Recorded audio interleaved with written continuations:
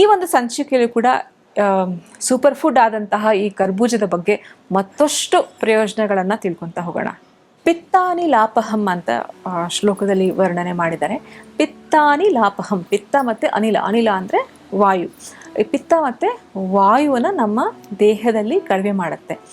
ಈ for example ಈ ಪಿತ್ತ ಜಾಸ್ತಿ ಆದರೆ ಏನಾಗುತ್ತೆ, ದೇಹದಲ್ಲಿ ಉರಿ ಆಗುತ್ತೆ, ಒಂದು ರೀತಿಯಾದಂತಹ ಅಸಿಡಿಟಿ ಪ್ರಾಬ್ಲಮ್ಸು, ಒಂದು ಬಿಸಿ ದೇಹದಲ್ಲಿ ಉಷ್ಣತೆ ಜಾಸ್ತಿ ಆಗುವಂಥದ್ದು.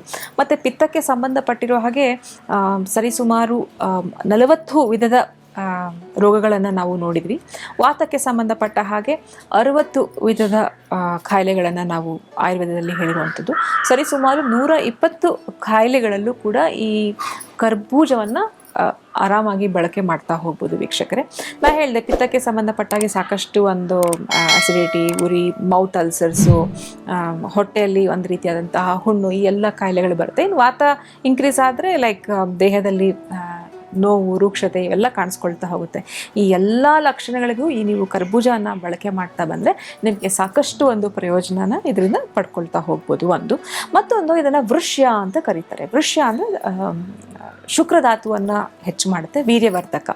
ಇದು ಯೂರಿನ್ ರಿಲೇಟೆಡ್ ಸಮಸ್ಯೆ ಸಾಲ್ವ್ ಮಾಡೋದಲ್ಲದೆ ಪುರುಷರಿಗೆ ಬರುವಂತಹ ಸಾಕಷ್ಟು ಸಮಸ್ಯೆಗಳಿಗೂ ಕೂಡ ಈ ಒಂದು ಕರ್ಬೂಜ ಹಣ್ಣು ಬಹಳ ಉಪಯುಕ್ತ. ಇನ್ನು ಇದನ್ನು ಹೇಗೆ ಸೇವನೆ ಮಾಡಬೇಕು ಅಂತ ನೋಡ್ತಾ ಹೋದರೆ, ನೀವು ಕರ್ಬೂಜ ಹಣ್ಣಿನ ಬೆಳಗಿನ ಸಮಯ ಖಾಲಿ ಹೊಟ್ಟೆನಲ್ಲಿ, ಫಾರ್ ಎಕ್ಸಾಂಪಲ್ ಬೆಳಗಿನ ಉಪಹಾರದ ಸಮಯದಲ್ಲಿ ತಾವು ಇದನ್ನು ಸೇವನೆ ಮಾಡ್ಬೋದು. ಹೆಚ್ಚಾಗಿ ಇದನ್ನು ಸೇವನೆ ಮಾಡಬಾರ್ದು, ಯಾಕೆಂದರೆ ಇದು ಆಯುರ್ವೇದದಲ್ಲಿ ಹೇಳಿರೋ ಪ್ರಕಾರ ಇದು ಗುರುಗುಣ ಇರೋದ್ರಿಂದ ಇದು ಹೆವಿ ಟು ಡೈಜೆಸ್ಟ್. ಸೊ ಕಡಿಮೆ ಪ್ರಮಾಣದಲ್ಲಿ ಒಂದು ಸ್ಮಾಲ್ ಪ್ಲೇಟ್ ಅಥವಾ ಒಂದು ಸ್ಮಾಲ್ ಕಟೋರಿನಲ್ಲಿ ತಾವು ಇದನ್ನು ಸೇವನೆ ಮಾಡ್ಕೊತಾ ಹೋಗ್ಬೋದು. ಇನ್ನು ಕಫದೋಷ ಯಾರಲ್ಲಿ ಹೆಚ್ಚಾಗಿರುತ್ತೆ ಅಂಥವರು ಬೆಳಗಿನ ಸಮಯ ಈ ಹಣ್ಣನ್ನು ಸೇವನೆ ಮಾಡಬಾರ್ದು. ಸಾಧ್ಯವಾದಷ್ಟು ಮಧ್ಯಾಹ್ನ ಸೇವನೆ ಮಾಡ್ಬೋದು. ಲೈಕ್ ಎರಡು ಮೀಲ್ಸ್ ಮಧ್ಯ, ಲೈಕ್ 4 to 5 PM ಹಾಗೆ ತಾವು ಇದನ್ನು ಸೇವನೆ ಮಾಡ್ತಾ ಹೋಗ್ಬೋದು. ಆಯುರ್ವೇದ ಶಾಸ್ತ್ರದಲ್ಲೂ ಕೂಡ ಏನು ಹೇಳ್ತಾರೆ, ಯಾವುದೇ ಹಣ್ಣುಗಳನ್ನು ಕೂಡ ಸೂರ್ಯಾಸ್ತದ ನಂತರ ಕೂಡ ಸೇವನೆ ಮಾಡಬಾರ್ದು ಅಂತ ಹೇಳ್ತಾರೆ. ಹಾಗಾಗಿ ಇದರ ಸೂರ್ಯಾಸ್ತದ ನಂತರ ಸೇವನೆ ಮಾಡ್ಬೋದು. ಕಫದೋಷ ಇರುವವರು ಬೆಳಗಿನ ಸಮಯ ಸೇವನೆ ಮಾಡಬಾರ್ದು, ಯಾಕೆಂದರೆ 6 to 10 AM ಕಫ ಜಾಸ್ತಿ ಇರುತ್ತೆ. ಸೊ ಹಾಗಾಗಿ ಅಂಥವ್ರು ಮಾತ್ರ ಮಧ್ಯಾಹ್ನದ ಹೊತ್ತು ಸೇವನೆ ಮಾಡ್ಬೋದು. ಇನ್ನು ಯಾರಿಗೆಲ್ಲ ಹೈ ಬ್ಲಡ್ ಪ್ರೆಷರ್ ಸಮಸ್ಯೆ ಇರುತ್ತೆ ಅಥವಾ ಅಧಿಕ ರಕ್ತದೊತ್ತಡ ಸಮಸ್ಯೆ ಯಾರಿಗಿರುತ್ತಲ್ಲ ಅಂಥವರು ಕೂಡ ಈ ಒಂದು ಕರ್ಬೂಜ ಹಣ್ಣನ್ನು ಸೇವನೆ ಮಾಡ್ಬೋದು. ಹೃದಯಕ್ಕೆ ಸಂಬಂಧಪಟ್ಟಾಗೆ, ಹಾರ್ಟ್ ರಿಲೇಟೆಡ್ ಇಶ್ಯೂಸ್ ಏನಾದರೂ ಇದ್ದರೆ, ಕೊಲೆಸ್ಟ್ರಾಲ್ ಜಾಸ್ತಿ ಇದ್ದರೆ ಅಂಥವರು ಕೂಡ ಈ ಕರ್ಬೂಜ ಹಣ್ಣನ್ನು ಸೇವನೆ ಮಾಡ್ಬೋದು. ಯಾಕೆಂದರೆ ಇದರಲ್ಲಿ ಕ್ಯಾಲರೀಸ್ ಬಹಳ ಕಡಿಮೆ ಇರುತ್ತೆ.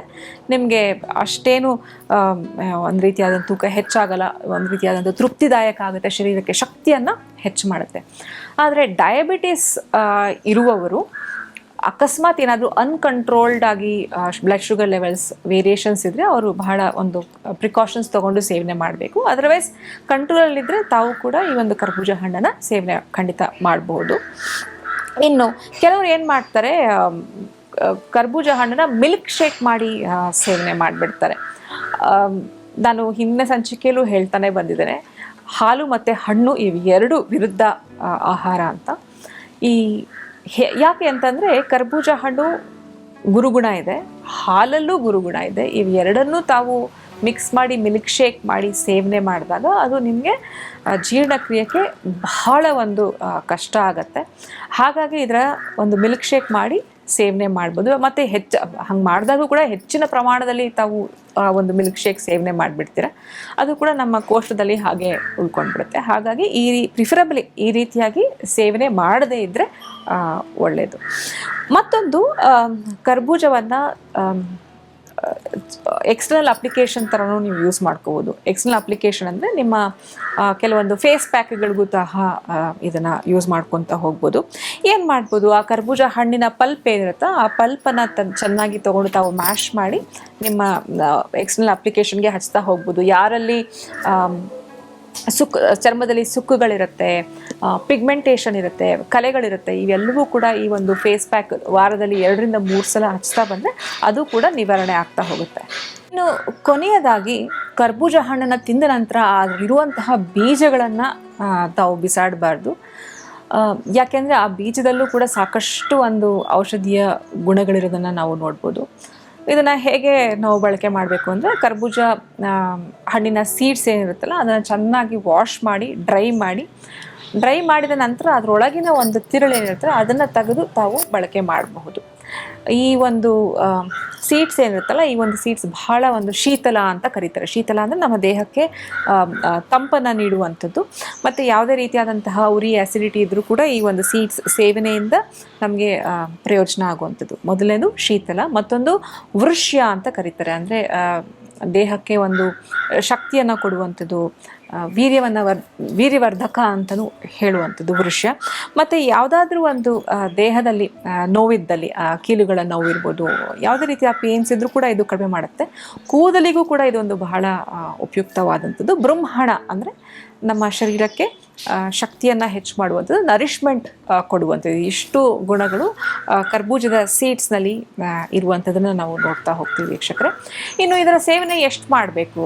ಕರ್ಬೂಜ ಹಣ್ಣಿನ ಬೀಜಗಳು ಆಲ್ಮೋಸ್ಟ್ ಲೈಕ್ ಒಂದು ಅರ್ಧ ಟೀ ಸ್ಪೂನ್, ಲೈಕ್ ಒಂದು 3 ರಿಂದ 6 ಗ್ರಾಮ್ ತನಕ ನೀವು ಕರ್ಬೂಜ ಹಣ್ಣಿನ ಬೀಜಗಳ ಚೂರ್ಣ ಏನಿರುತ್ತೆ ಅದರ ಸೇವನೆ ಮಾಡ್ತಾ ಹೋಗ್ಬೋದು.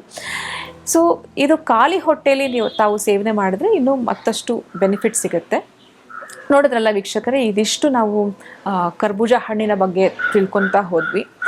ಸರಿಯಾದ ಒಂದು ರೀತಿಯಲ್ಲಿ ತಾವು ಇದನ್ನು ಬಳಸ್ತಾ ಹೋದರೆ ನಿಮಗೆ ಇದರಲ್ಲಿ ಹೇಳಿದಂತಹ ಸಾಕಷ್ಟು ಪ್ರಯೋಜನಗಳನ್ನು ತಾವು ಪಡ್ಕೊಳ್ತಾ ಹೋಗ್ಬೋದು. ಈ ಎಲ್ಲ ಒಂದು ಪ್ರಯೋಜನಗಳನ್ನು ನಿಮಗೆ ಉಪಯುಕ್ತ ಆಗುತ್ತೆ ಅಂತ ನಾನು ಭಾವಿಸ್ತೀನಿ.